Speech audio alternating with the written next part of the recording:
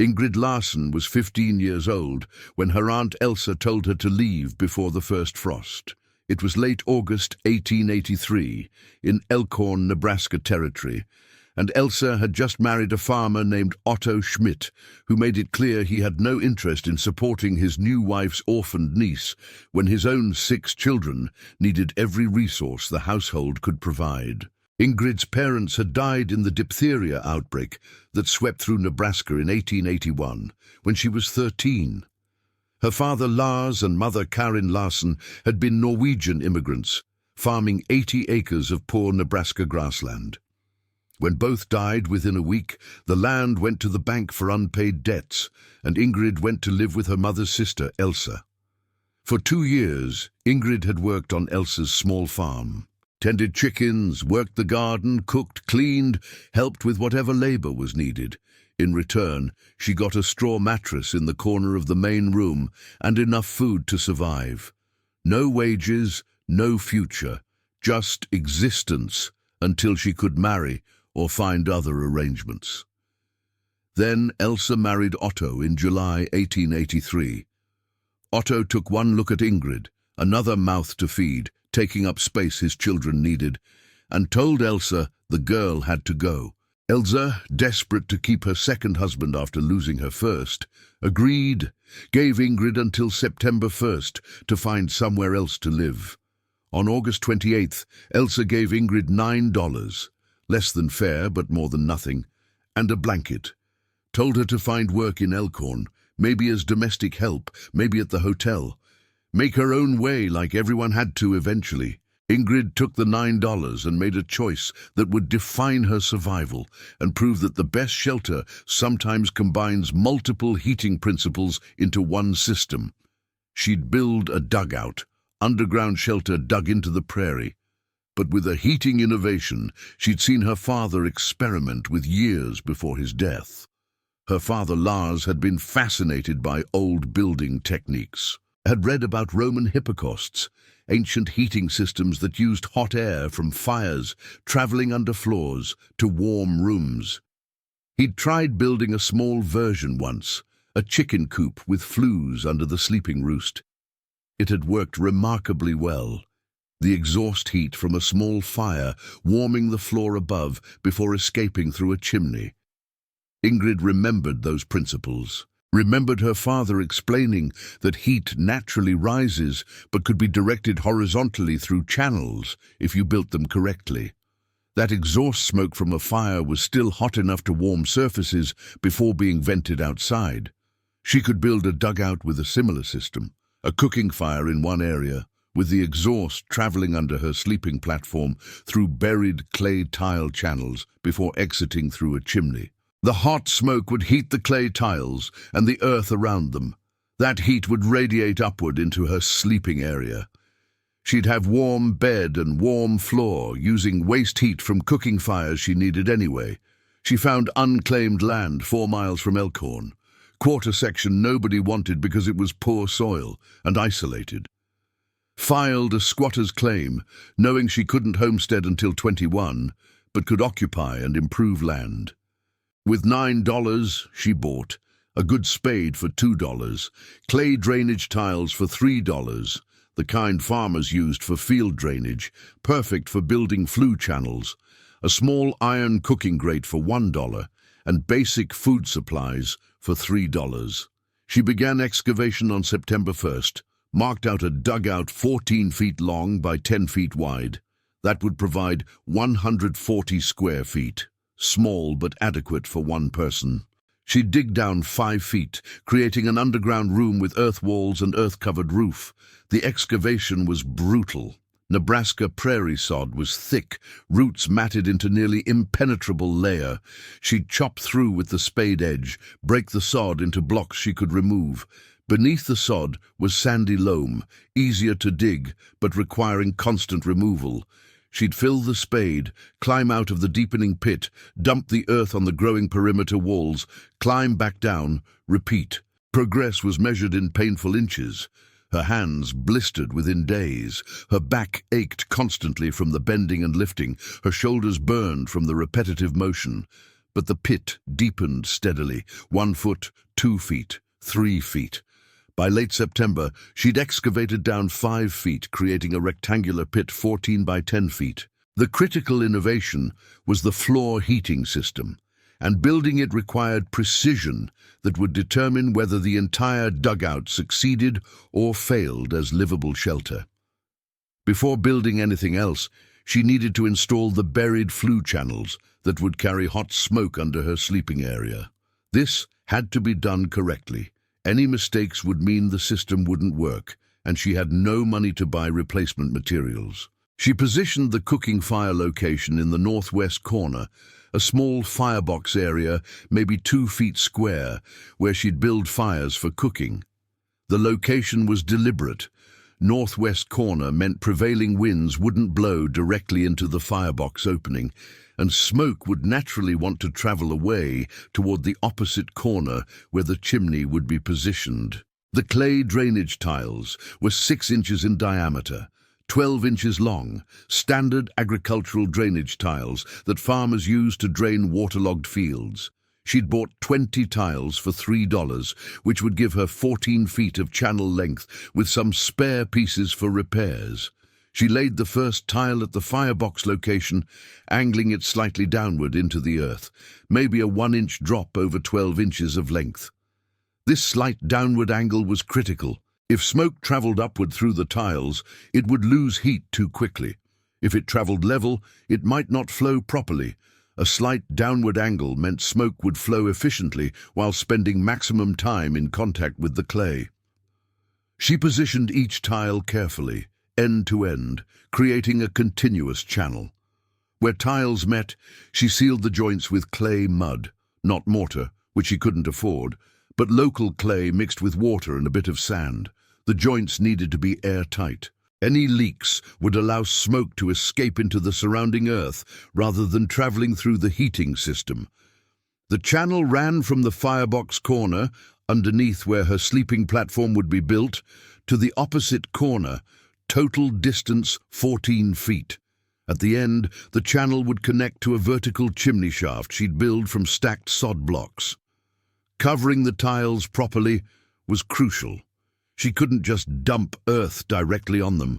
The weight might crack the clay. Instead, she laid flat stones over the tops of the tiles first, creating a protective layer. Then she covered everything with 8 inches of compacted earth.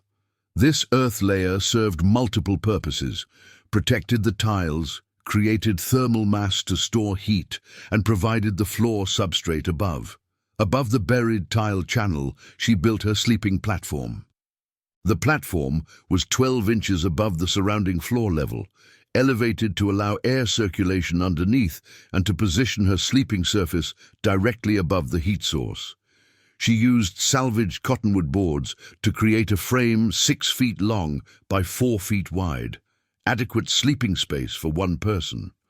Between the earth covering the buried tiles and the platform bottom, she filled the space with river stones she'd gathered from a creek 2 miles away.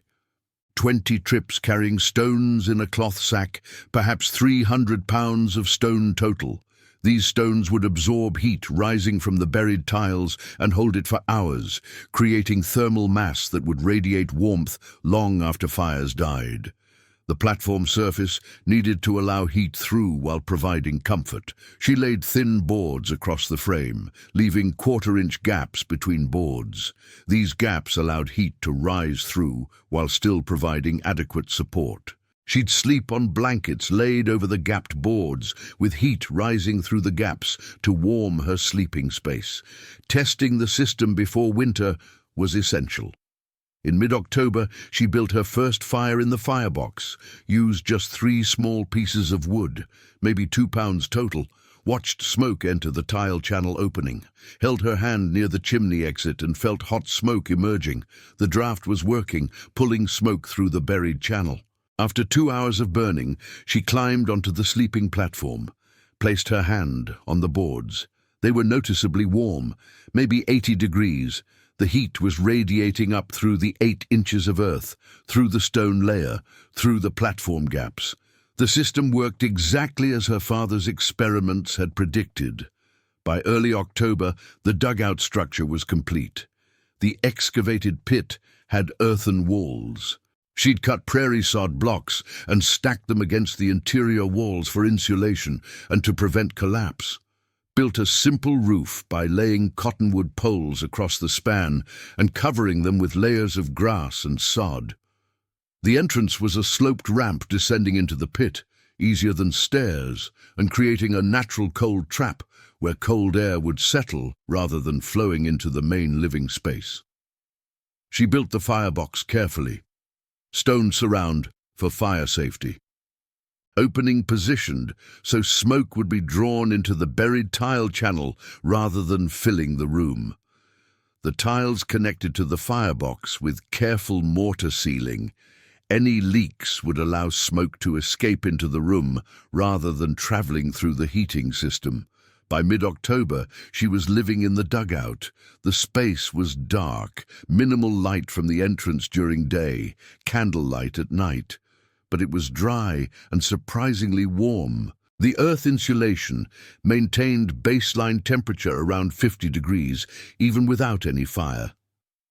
When she built cooking fires, the heating system worked exactly as her father's experiments had predicted. Smoke from the fire would be drawn through the buried tiles by the chimney draft. While traveling through the 14 feet of tile, the smoke heated the clay to perhaps 200 degrees. That heat soaked into the surrounding earth and stones. Her sleeping platform above became noticeably warm, maybe 70 to 80 degrees at the warmest spots. After cooking, she'd bank the coals and let the fire die. The heat stored in the tiles and stones would radiate upward for hours. She'd sleep on the warm platform, comfortable despite 50-degree air temperature in the rest of the dugout. The floor beneath her bed stayed warm for 6 to 8 hours after fires died. She was using the waste heat from cooking, heat that would have escaped up a chimney anyway, to warm her sleeping area. Cost nothing except the initial tile installation, required no extra fuel beyond what she needed for cooking. The town's reaction when people discovered her living situation was immediate mockery. The Larson girl was living in a hole in the ground, had buried clay tiles like some kind of ancient Roman villa, but was actually just living in dirt. Would freeze when real winter came because prairie dugouts were death traps, everyone knew that. Pastor Henrik from the Norwegian church organized a visit in November. 5 church members came to convince Ingrid to accept proper work with proper lodging. They descended the entrance ramp into the dugout and stopped, eyes adjusting to dim interior. Saw the earthen walls, the sod-lined room, the crude sleeping platform, the small firebox with tiles disappearing into the floor. The whole space looked primitive and desperate. "Ingrid, child," Pastor Henrik said gently, "you're living underground like an animal. This dugout has no proper heating. I see your little fire, but that won't warm this space in January. You need to accept the Johansson family's offer. They need kitchen help, room and board plus $1 monthly. That's proper work. The dugout has heating. The tiles under my sleeping platform carry exhaust heat from cooking fires. The smoke heats the tiles heat the floor. I sleep warm. It's more efficient than conventional heating. It's clay pipes buried in dirt. That's not a heating system. That's desperation. When temperature hits -20, you'll freeze in this hole. Please accept help before it's too late." Ingrid had learned not to argue with people convinced they knew better. She thanked them for their concern and watched them leave, certain she'd be dead by Christmas. Through November, the dugout proved remarkably comfortable, and Ingrid developed routines that made underground life not just survivable, but genuinely functional. Outside temperature dropped to 20 degrees at night, 10 degrees by late November. The dugout maintained 50 degrees baseline without any fire, just earth insulation keeping the space stable. This 50-degree baseline was her survival advantage. She wasn't trying to heat from 20 degrees outside to 65 inside. She was starting from 50 and only adding 15 degrees to reach comfortable temperature. Her daily routine centered around the heating system. Morning, she'd wake on the warm sleeping platform, still retaining heat from the previous evening's cooking fire 6 to 8 hours earlier. The boards beneath her blankets would be perhaps 60 degrees, noticeably warmer than the 50-degree air temperature in the rest of the dugout. She'd light a small morning fire, just 2 or 3 pieces of wood to cook cornmeal porridge. The smoke would travel through the buried tiles, heating them to perhaps 150 degrees. That heat would soak into the surrounding earth and stones. The platform would warm to 70 degrees within 30 minutes. She'd eat breakfast sitting on the warm platform, comfortable despite the cold outside. Evening routine was similar. She'd build a slightly larger fire for evening meal, perhaps 4 or 5 pieces of wood to cook beans or potatoes or whatever she'd managed to obtain. The smoke traveling through the tiles would heat them to 200 degrees or more. The intense heat would transfer into the earth and stone thermal mass. By the time she finished eating and banking the coals, the sleeping platform would be 80 degrees, genuinely warm, not just not cold. She'd sleep through the night as the stored heat slowly radiated upward. The temperature would drop gradually, 80 degrees at 9 p.m., 70 degrees at midnight, 60 degrees by 6 a.m., still comfortable enough for sleeping under blankets. By morning, the baseline 50-degree dugout temperature would reassert itself, and she'd start the cycle again with morning cooking. Total fuel consumption, maybe 6 or 7 pieces of wood daily, perhaps 2 cords for the entire winter. Her aunt's household was burning 8 cords per winter, maintaining barely adequate temperature in their conventional house. December brought cold that tested everything. Temperature dropped to 0 degrees and stayed there for days. Ingrid's dugout maintained its baseline 50 degrees, the earth temperature that deep didn't change regardless of surface conditions. Her cooking fires, same small amount of wood she'd always used, heated the floor tiles adequately. She slept warm every night on her platform, above the heated floor, while 0-degree cold reigned above ground. Then December 14th brought the blizzard that proved everything and transformed how Elkhorn understood the relationship between heating systems and survival. The storm hit with catastrophic intensity that veteran Nebraska settlers recognized as potentially deadly. Temperature minus 25 degrees sustained. Wind 70 miles per hour continuous. Snow falling at 3 inches per hour, driven horizontally by the screaming wind. Visibility 0. The world became white chaos and wind that sounded like continuous roar. Ingrid's dugout, 5 feet underground with 4 feet of earth above the roof and earth walls surrounding it, was almost completely isolated from the storm.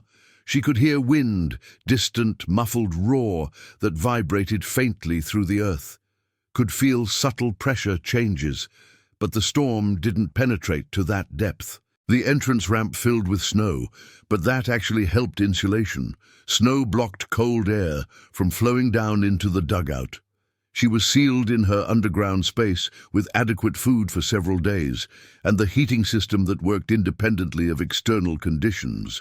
She cooked her meals as normal, small fire in the firebox, smoke traveling through the buried tiles, heating them, warming her sleeping platform. The system worked exactly the same during the blizzard as it did during normal cold. The storm didn't affect the underground heating at all. Otto Schmidt's house was failing catastrophically by hour 6 of the blizzard. The wind was so fierce that cold air was forced through every gap in construction.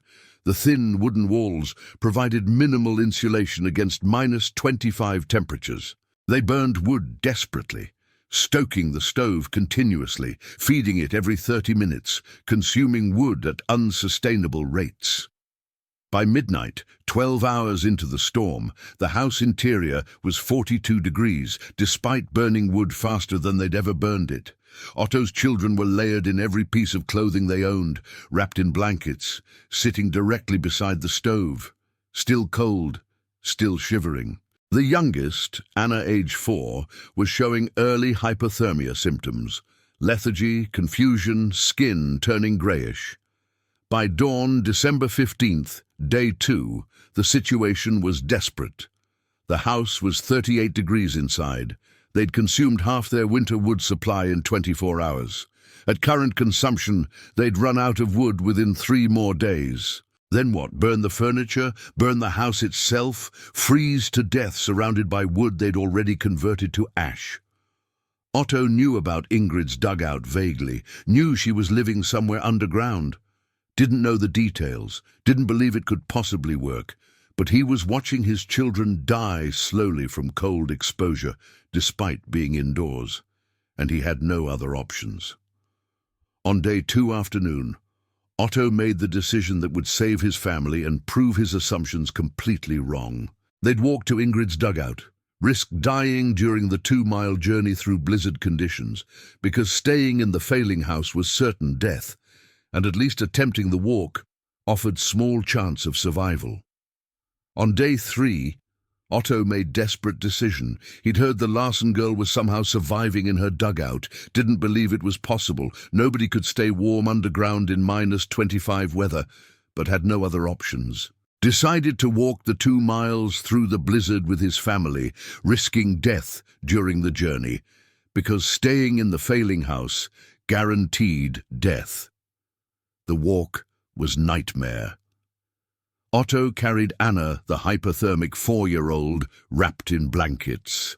Elsa held the hands of 2 middle children, ages 6 and 8, dragging them forward when they wanted to stop moving. The 3 older children, ages 10, 12 and 14, walked on their own but stayed close, holding onto Otto's coat to avoid getting separated in whiteout conditions.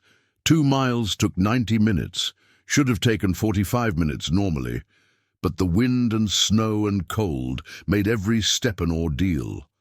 Otto's face was frostbitten. Elsa's fingers were numb inside mittens. All the children were hypothermic to varying degrees. They were dying on a 2-mile walk between houses.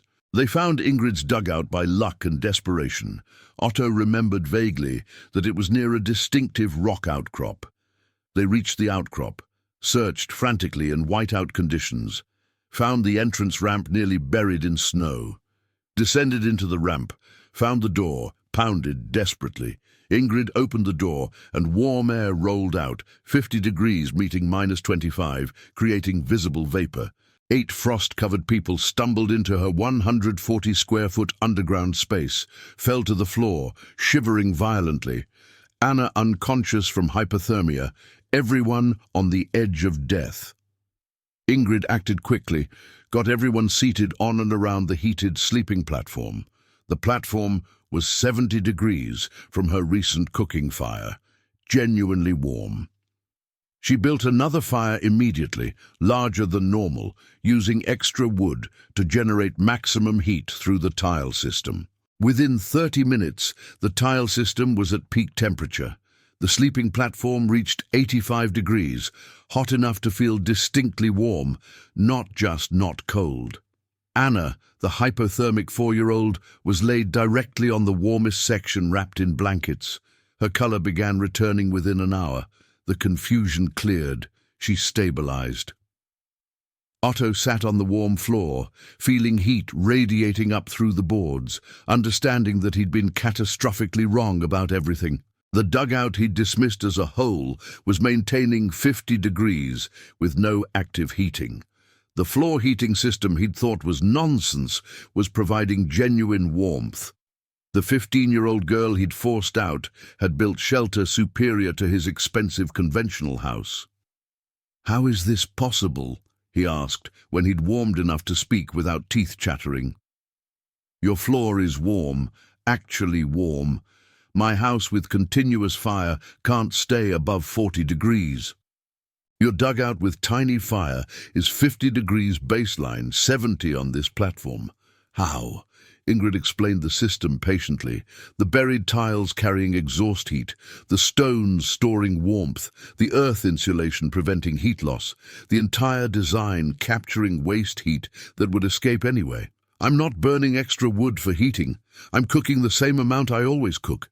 The exhaust from cooking is still hot, maybe 300 degrees when it enters the tiles. That heat warms the tiles and the earth around them. It's free heating using heat that would be wasted anyway. But my stove exhausts straight up the chimney. Why doesn't that heat my house? Because your exhaust goes directly outside. Mine travels 14 feet horizontally through clay tiles first. During that journey, it transfers heat to the tiles. Only then does it exit through the chimney. I'm capturing the waste heat your system throws away. 8 people stayed in Ingrid's 140-square-foot dugout for 3 days while the blizzard persisted. Impossibly crowded, adults sitting against walls, children layered on the sleeping platform, everyone touching. But everyone survived comfortably. The floor heating system maintained adequate warmth. The dugout temperature rose to 55 degrees from 8 people's body heat, combined with the captured exhaust heat. When the blizzard ended December 17th, they emerged to find Elkhorn in crisis. Multiple buildings had failed. 3 people had died from hypothermia in their own homes, elderly people whose houses couldn't maintain life-supporting temperature. Wood supplies were depleted throughout town. The community was devastated. Otto's house was 32 degrees inside when they returned, below freezing despite being closed. Their winter wood supply was 90% consumed. They'd burned in 3 days what should have lasted 3 months. The mathematics were impossible. They couldn't afford to buy more wood, couldn't heat the house adequately, even if they had wood. The structure was fundamentally inadequate. Otto stood outside his house, understanding that conventional construction had failed him, while underground construction, with simple heating innovation, had saved his family. The girl he'd forced out knew more about survival than he'd ever learned. "I was wrong," he said to Ingrid when they returned to thank her formally. "About everything, about you, about dugouts, about floor heating, about what makes proper shelter. You're smarter than any of us understood. That heating system you built is brilliant. Your dugout outperformed every house in Elkhorn." Ingrid could have been vindictive, could have pointed out that she'd nearly died because Otto had forced her out, could have refused to help now that he understood his mistake. Instead, she was practical and generous. "You can learn from this. I'll help you install floor heating in your house if you want.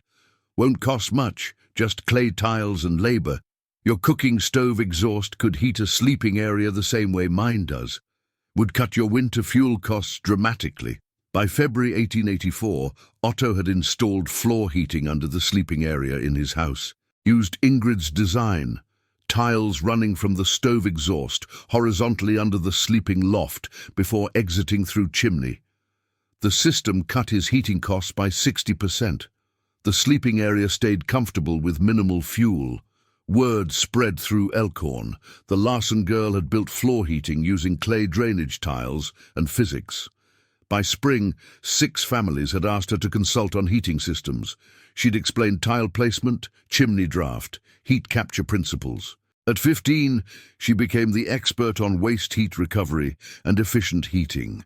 She lived in her dugout until age 18, when she could legally homestead. The land she'd squatted became hers.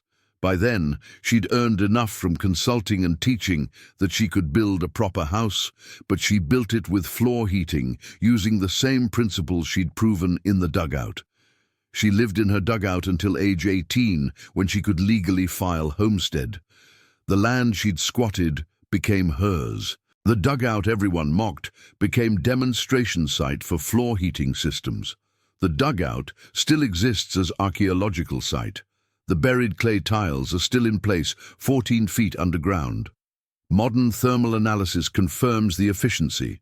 Exhaust heat at maybe 300 degrees entering the tiles, 200 degrees in the middle section, 150 degrees at the exit. Enough heat transfer to warm sleeping areas significantly with 0 additional fuel cost. The story is about a girl thrown out at 15, who combined old knowledge with new necessity, who built floor heating into a dugout using clay drainage tiles and physics, who proved that the best systems use waste heat efficiently, and whose innovations saved lives when expensive conventional heating failed. Because sometimes the person living underground knows more about heat than people living in houses. The clay tiles everyone called primitive were actually intelligent engineering, and capturing waste heat matters more than burning more fuel.